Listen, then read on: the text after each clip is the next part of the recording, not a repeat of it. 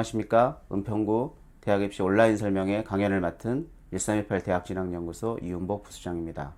이번 시간에는 2022학년도에 변화되는 수능시험 시행 방식과 그에 따른 2015 개정교육과정에 대한 구체적인 연관성에 대해서 설명을 드리고, 인문계와 자연계 학생들이 과목 선택을 어떻게 하면 좋을지에 대해서 구체적으로 설명을 드리는 시간을 가져보도록 하겠습니다.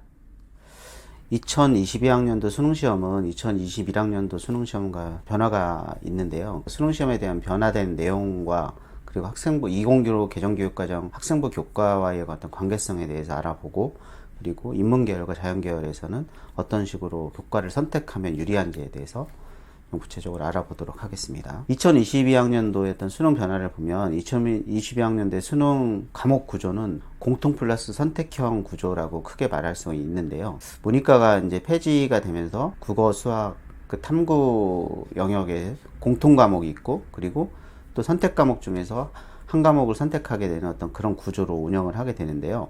공통 과목은 75%의 어떤 비율을 차지하고, 선택 과목은 25%의 어떤 출제 비율을 차지하게 되겠습니다.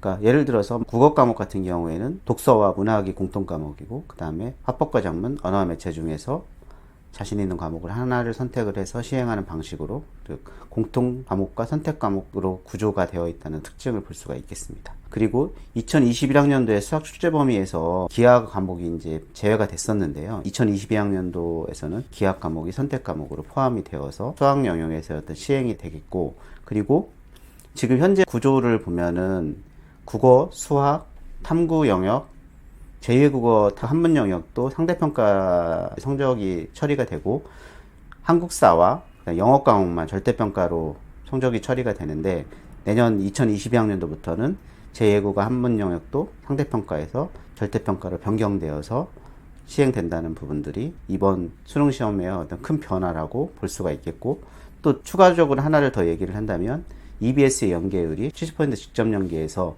50% 간접 연계로 비율 자체가 줄어든다는 것도 수능시험의 어떤 변화의 특징이라고 볼 수가 있겠습니다.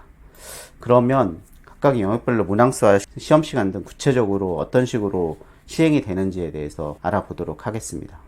1교시는 국어 영역인데요. 문항수는 45문항이고, 공통과목 독서와 문학이 75%가 출제가 되고, 그 화법과 작문과 언어 매체 중에서 한 개를 선택하게 되는데, 선택 과목이 25% 내로 이제 출제가 되겠습니다. 그 문항당 배점은 2점과 3점이고 시험 시간은 80분이 되겠습니다. 수학은 가나형이 폐지가 되고 1번에서 21번까지는 오지선다형이고 22번부터 30번까지는 단답형으로 출제가 되는데, 수학 1, 2가 공통 과목이 되고, 확률과 통계, 미적분, 기하 중에서 한 과목을 선택해서 25% 내로 출제가 되고, 한 과목을 선택해서 시험을 치르게 되겠습니다. 문항당 배점은 2점과 3점, 4점이 되겠고, 시험 시간은 100분이 되겠습니다. 절대평가로 시행되는 영어 영역은 45문항이 출제가 되는데요. 그 중에 17문항은 듣기평가 문항으로 출제가 되고, 나머지 문항은 그냥 오지선다형 문제로 출제가 되겠습니다. 그리고 문항당 배점은 2점과 3점이고 시험 시간은 70분이 되겠습니다. 한국사는 필수로 응시를 해야 되는데요. 한국사를 응시를 하지 않으면 성적 처리가 되지가 않습니다. 그리고 한국사 같은 경우도 영어 영역과 똑같이 절대평가로 평가가 되고, 문항수는 20문항이면서 오지선다형으로 출제가 되는데, 문항당 배점은 2점과 3점이고 시험 시간은 30분이 되겠습니다. 사회탐구, 과학탐구, 직업탐구 모두 과목당 20문항씩 출제가 되고, 문항당 배점은 2점과 3점이며 과목당 시험 시간은 30분이 되겠습니다. 올해까지 상대평가로 시행되었던 제2외국어 한문 과목은 2022학년도부터는 절대평가로 변경되어서 성적 처리가 되고, 과목당 문항당 배점은 1점과 2점이고 과목당 30문항이 출제되면서 시험 시간은 과목당 40분이 되겠습니다. 그러면 영역별 출제 범위를 좀 구체적으로 알아보면요. 1교시에 시행되는 국어 영역은 45문항이 출제가 되는데, 공통 과목은 독서와 문학이고, 선택 과목은 화법과 작문, 그다음에 언어와 매체 중에 한 개 과목을 선택해서 시험을 치를 수가 있습니다. 해당되는 어떤 지문이나 내용들, 소재 같은 경우에는 어떤 출제 과목을 바탕으로 해서 다양한 소재로 활용을 해서 출제가 돼서 꼭 어떤 연계 교재라든가 교과서에 있는 내용의 어떤 소재와 지문이 출제되는 것은 아닙니다. 그렇기 때문에 다양한 문제나 다양한 분야의 어떤 내용들을 가지고 다양한 소재와 지문을 가지고 대비를 하는 것이 국어 영역에서는 더 유리하다고 볼 수가 있겠습니다. 그 수학 영역은 가나형이 폐지가 되고 30문항이 출제가 되는데 공통 과목으로 수학 1, 2를 치르게 되고 선택 과목에서는 확률과 통계, 미적분, 기하 중에서 한 과목을 선택해서 시험을 치르시면 되겠습니다. 하지만 인문계열 같은 경우에는 선택 과목 제한을 두지 않는데 자연계 모집 단위 같은 경우에는 대학에 따라서 확률과 통계를 선택하지 못하고 미적분과 기하 중에서만 선택하게 하는 그 제한을 두기 때문에 자연계열 모집 단위를 지원하고자 하는 학생들 같은 경우에는 지원하고자 하는 대학에서 수학 영역을 어떻게 반영하는지를 미리 알아보고 과목을 선택하는 것이 필요하다고 볼 수가 있겠습니다. 하지만 인문계 친구들 같은 경우에는 선택 과목을 선택을 할 때 대부분 제한을 두지 않기 때문에 확률과 통계, 미적분, 기하 중에서 선택을 하시면 되는데 대체적으로 상위권의 자연대학 학생들이 미적분과 기하를 선택하기 때문에 인문계 학생들은 대부분 확률과 통계를 선택할 것으로 보여집니다. 영어 영역 같은 경우에 45문항을 출제를 하게 되는데요. 출제 과목은 영어 1, 2를 바탕으로 해서 다양한 소재의 지문과 자료를 활용해서 출제를 하게 됩니다. 그리고 2021학년도 같은 경우에는 EBS 연계율이 70%로 좀 높은 연계율을 가지고 출제를 하지만 2022학년도 같은 경우에는 50%로 낮추고 그리고 간접 연계로 하기 때문에 그러니까 미리미리 다양한 소재나 지문을 활용해서 독해하는 연습을 꾸준히 해주시는 것이 영어에 대한 올바른 대비법이라고 할 수가 있겠습니다. 한국사 영역은 필수로 응시를 해야 되고 문항수는 20문항이고 한국사 출제 범위는 한국사를 바탕으로 우리 역사에 대한 기본 소양을 평가하기 위한 핵심 내용을 중심으로 출제를 하게 됩니다. 대체적으로 한국사는 가산점 형태로 많이 반영을 하기 때문에 인문계 학생 경우에는 최소한 3등급 이내에는 들어야 되고 자연계 학생들 같은 경우는 최소한 4등급 이내는 들어야 감점의 비율이 적다고 볼 수가 있겠습니다.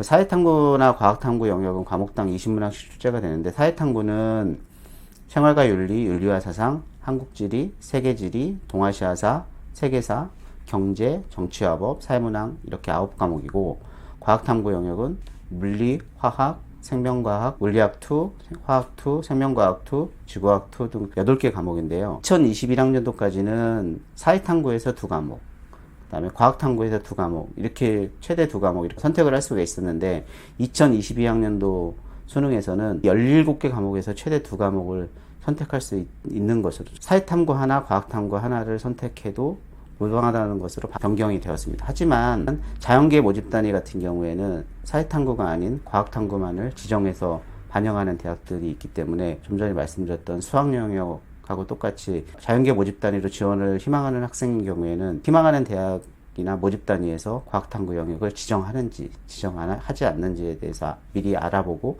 그에 맞게 대비를 하는 것이 필요하다고 볼 수가 있겠습니다.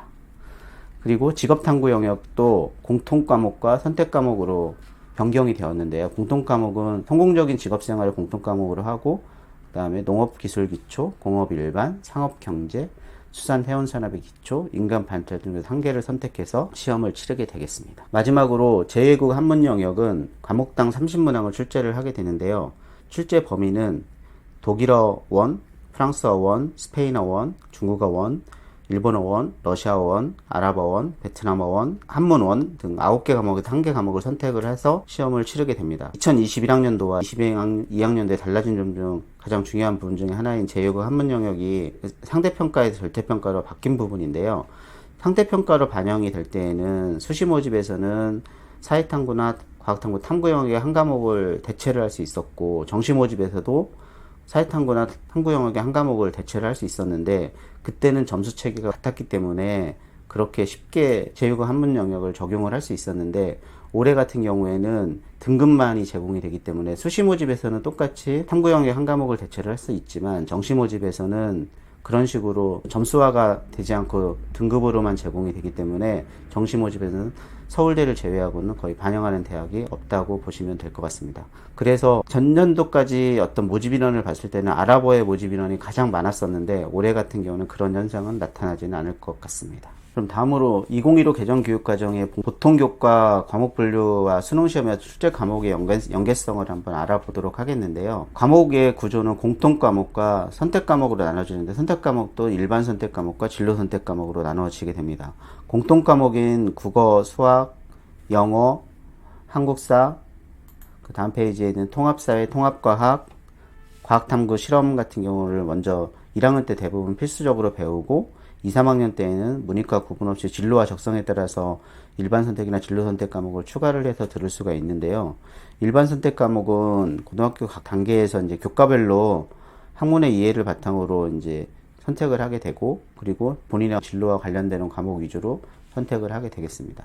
그러니까 공통 과목 같은 경우에는 수능 시험의 출제 범위에는 들어가지 않고 선택 과목만 수능 시험 출제 범위에 들어가게 되는데, 그 구체적인 내용들을 별로 한번 알아보면, 국어 같은 경우에는 독서와 문학이 이제 공통 과목으로 반영이 되고, 그 다음에 화법과 작문, 언어와 매체를 둘 중에 하나 선택을 해서 선발을 하기 때문에 일반 선택 과목인 화법과 작문, 독서, 언어와 매체, 문학이 수능과 연계가 되어 있는 과목으로 볼 수가 있고, 수학 같은 경우에는 수학 1, 2가 공통 과목이고 확률과 통계, 미적분, 기하 중에서 한 과목을 선택하기 때문에 일반 선택인 수학 1, 수학 2, 미적분, 확률과 통계, 그리고 진로 선택 과목의 기하 과목이 수능과 연계되어 있는 과목이라고 볼 수가 있겠습니다. 그리고 영어 영역 같은 경우에는 일반 선택의 영어 1, 2가 바탕으로 출제가 되기 때문에 수능과 연계되어 있는 과목은 영어 1과 영어 2가 해당이 되고, 일반 선택에 들어가 있는 영어 회화나 영어 독해와 작문, 그리고 진로 선택 과목의 실용영어, 영어권 문화, 영어 문학 읽기, 진로 영어는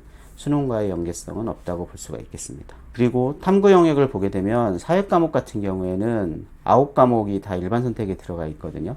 그 9과목 중 보면 한국지리, 세계지리, 세계사, 동아시아사, 경제, 정치화법, 사회문화, 생활과 윤리, 윤리와 사상 중에서 최대 2과목을 선택을 할 수 있고, 과학 과목 같은 경우에는 후 과목이 진로 선택에 해당이 되기 때문에 일반 선택에 해당이 되는 물리학원, 화학원, 생명과학원, 지구과학원과 함께 진로 선택에 물리학 2, 화학 2, 생명과학 2, 지구과학 2가 수능과 연계되어 있는 과목이라고 볼 수가 있겠습니다.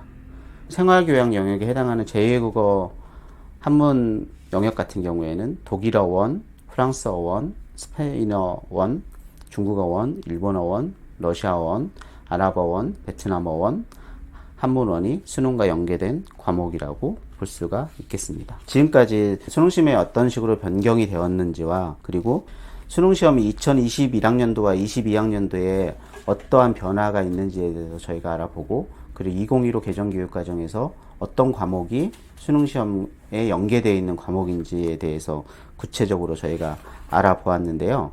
그러면 계열별로 어떤 식의 선택 과목을 선택하는 것이 유리한지에 대해서 알아보도록 하겠습니다. 인문계열 수험생 같은 경우에는 영역별 선택 과목으로 볼 때, 문과 학생들은 국어 영역은 공통 과목인 독서와 문학에다가 선택 과목인 이제 화법과 작문, 언어와 매체에서 가장 자신 있는 과목을 선택하면 될 것으로 보이고, 수학 영역 같은 경우에는 공통 과목인 수원, 수투에다가 그다음 선택 과목인 확률과 통계를 선택하는 것이 아까도 말씀드렸듯이 더 유리할 것으로 보여지는데요. 그 이유는 상위권 대학에 지원하는 자연계 모집 단위에서 그 기하와 미적분을 아예 지정해서 이제 반영을 하기 때문에 상위권 친구들하고 예정을 한다고 봤을 때는 확률과 통계를 선택하는 것이 더 유리할 것으로 보여집니다. 그리고 탐구 영역 같은 경우에는 과학탐구 하나, 사회탐구 하나를까지도 선택을 할 수 있지만, 그래도 대부분의 어떤 과목 선택을 할 때 내신 성적, 내신 과목에서 사회탐구 위주로 선택해서 수업을 들었을 것이기 때문에 그와 연계성을 따진다고 하면 사회탐구 영역에서 2과목을 선택하는 것이 더 유리할 것으로 보여집니다. 자연계열 같은 경우에는 인문계열하고 똑같이 학교별로 제한을 두지 않기 때문에 그 공통과목인 독서와 문학 포함해서, 그리고 화법과 전문가 언어 매체에서는 본인이 조금 자신 있는 과목을 선택하는 것이 더 유리할 것으로 보여집니다. 그리고 수학여행 같은 경우에는 확률과 통계, 미적분, 기하 중에 한 과목을 선택해서 치를 수 있는데, 대학에 따라서 지정 선택 과목의 차이가 있습니다. 예를 들어서 경희대, 계명대, 의대, 고려대 서울캠퍼스, 동국대 서울캠퍼스, 그 다음에 서울대, 서울시립대 등 상위권 대학 같은 경우에는 확률과 통계를 제외한 미적분과 기하 중에서 한 과목을 선택해서 반영을 하기 때문에, 본인이 희망하는 대학에서 확률과 통계를 반영하지 않고 미적분과 기하 중에 선택을 요구를 한다고 했을 때는 반드시 그에 맞게 수능을 응시해야 하기 때문에 자신의 어떤 성적대나 아니면 자신이 지원하고자 하는 학과나 대학에 따라서 선택 과목을 선택하면 좋을 것 같고, 만약 미적분과 기하를 선택한다고 했을 때는 그 중에서도 본인이 자신 있는 과목을 위주로 선택하는 것이 유리하다고 볼 수가 있겠습니다. 그 탐구 영역도 대학에 따라서 사회탐구 영역이나 과학탐구 영역을 동시에 적용하는 대학이 있는 반면에 과학탐구 영역만 반영하는 대학이 있기 때문에 과학탐구 영역만 지정해서 반영하는 대학에 지원하고자 한다고 하면 반드시 과학탐구 영역 최대 2과목을 선택해서 지원하는 것이 유리할 것으로 보여집니다.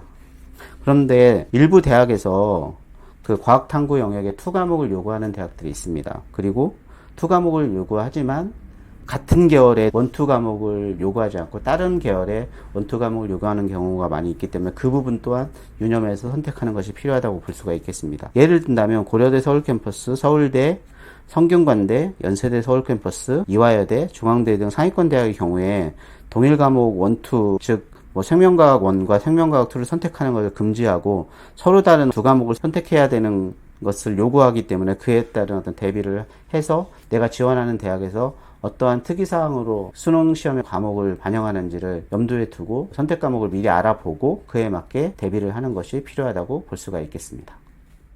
지금까지 2022학년도에 변화되는 수능시험에 대한 시행 방식과 그 변화되는 수능시험이 2015 개정교육과정과 어떠한 연관성을 가지고 있는지에 대해서 설명을 드렸고, 그리고 인문계 학생들과 자연계 학생들이 어떤 식으로 선택 과목을 선택해야 유리한지에 대해서 구체적인 설명을 드렸습니다. 고2 수험생 여러분들께서는 인문계 자연계 지원 학과에 따라서 각 해당 대학이 어떤 수능 시행 방법으로 정시 모집에서 선발하는지를 미리 알아보고 그에 맞추어서 수능시험에 대한 대비를 철저히 해주시면 입시에서 좋은 결과를 얻으실 수 있을 것 같습니다. 다음 시간에는 2024학년도 현 중학교 3학년 학생들이 치르게 되는 대학 입시에서의 주요 변화와 그 다음에 대입 공정성 강화 방안에 따른 학생부 기재 방식에 대한 설명들을 구체적으로 드리는 시간을 갖도록 하겠습니다. 감사합니다.